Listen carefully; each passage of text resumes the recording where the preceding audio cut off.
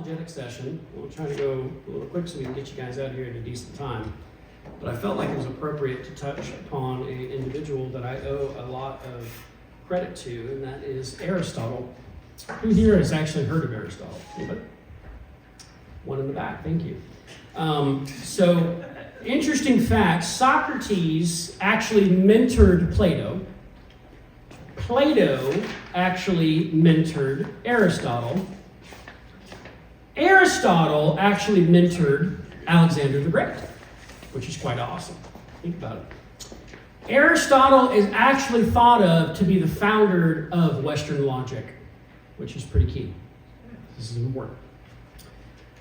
He believed reality was grounded within the empirical world.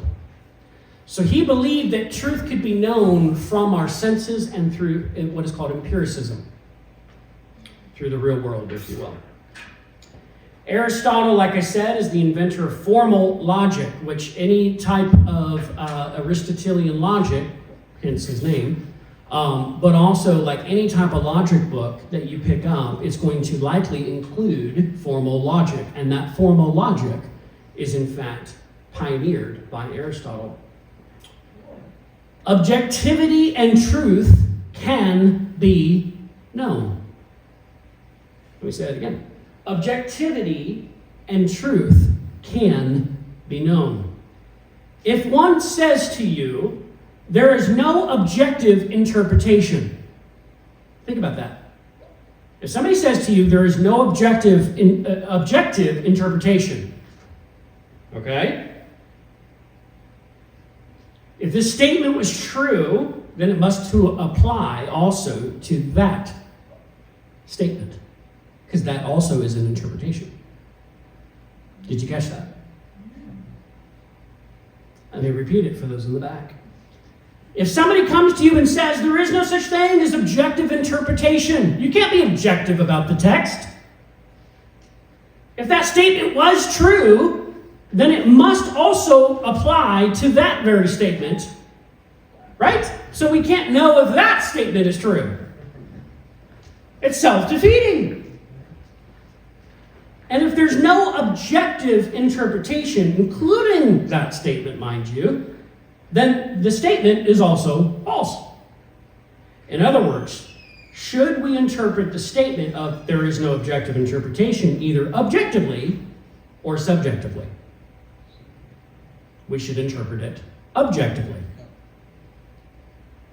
There's no objective interpretation either objectively or subjectively. Okay. Obviously, objective interpretation is knowable. We can know something from the text, or from truth can be known, in other words. Its very denial proves it to be true. Okay, it's what is known as a first principle in logic. Aristotle advocated for what is called four causes. You have what is called the efficient cause, the formal cause, the material cause, and the final cause. Let's take a chair, for example. The efficient cause would be yours truly, who may have in fact made the chair. Okay? So whoever made the chair, they are what would be considered the efficient cause. The formal cause is best contrasted with Plato. If anybody knows who Plato is, he invented what was known as the world of the forms. So he believed everything in the physical world had a metaphysical or spiritual form of the thing on earth. So if there's a chair here in the earth, there's a chair in heaven. If there is a unicorn on the earth, then there is a spiritual unicorn in the world of the forms. If there is a microphone in front of me on the earth, then there is a microphone in the heavens. In which case, he believed that there was a 100% certainty, or a rather perfect form, if you will. And all the things on the earth imitate, or at least try to mirror, that form in Plato's world of the forms. Okay? So when the formal cause that Aristotle is using here, it's literally what a chair should be. A chair should have four legs, by definition. It's taking the replica of the form of a thing. The perfect dimensions. Usually mathematics was very much so acutely in tune with this concept of world of the forms. Okay. If there's a chair in the physical world, then there too would be in this metaphysical or spiritual world. I already said that. It'd be a perfect chair. Perfect in diameter, perfect in comfort, perfect in just about every way. There's a perfect chair in the world of the forms. And all the other chairs are trying to equal that chair. Okay. Then there's the material cause. What a thing is made out of. Wood, iron, fabric, whatever, right? All right. And then you have the final cause, which is what is the purpose of a chair? You sit in it, right? So you've got essentially four causes. The efficient cause, the formal cause, the material cause, and the final cause. Another way to look at it is the efficient cause is that by which a chair is made of. A formal cause is the structure of a thing that of which the chair is made. A material cause is that out of which the chair is made. And the final cause is the reason for the chair being made.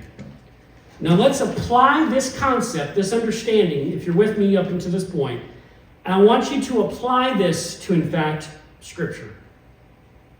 So if there are causes, then it follows that there are four effects, doesn't it? So literal text, the author is the efficient cause. Namely, God. The text is written by, if you will. The actual writing of the text is the formal cause. It's adhering to the laws of logic, first principles, things of that nature. In terms of sentences and structure and commas and periods, it's the formal cause. For which the structure, right? The writings is ofness. It's the ofness. It would be the, in fact, formal cause of the text. The actual words on the page are the material cause. The actual words, the out of which, they are the material matter that make up the words. The meaning or the final purpose of the text is the, in fact, final cause. The meaning of the text and how we come to know this meaning is how we come to know any and all meaning here in the sensible world. If I take a chair, for example, I can extrapolate the matter, the material cause, from the formal cause. I don't have to be looking at a chair to know what a chair is. I can conceptualize what a chair is because what I've done is I've extrapolated the meaning from the material. Are you with me? When someone approaches the text of Scripture, they must apply the historical grammatical method of interpretation, which takes into account the biblical author's original intent and their meaning, the efficient cause. It must take into account the cultural or historical, or one would say the formal cause of the text. It must also take into account the literal formulation of words, or better yet, the material cause. And it must take into account the final cause. What was the intended meaning of the author?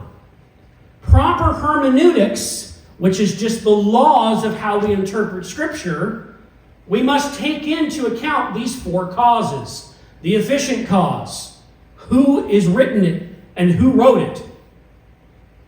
The formal cause, the material cause, and then, in fact, the final cause. In other words, they utilize the laws of hermeneutics. These laws include interpreting the Bible literally. Passages must be interpreted historically, grammatically, and contextually. A third law of proper hermeneutics is interpretation must always consist of the Bible interpreting the Bible. Every text comes to us in some form of historical context. And we must begin there to find the meaning of the author or what the purpose of that thing was, like a chair is to sit in. Who wrote it, when, where, and how. And sometimes why a text was created are all important. The subject and genre are also things to pay attention to when you approach biblical text. And grammar. A grave mistake people oftentimes make is they impose what they believe upon the text and what they believe the intended intent of the author was based upon their own presuppositions. If the author was to give you an interpretation of their text, they would give it to you in a form of another text.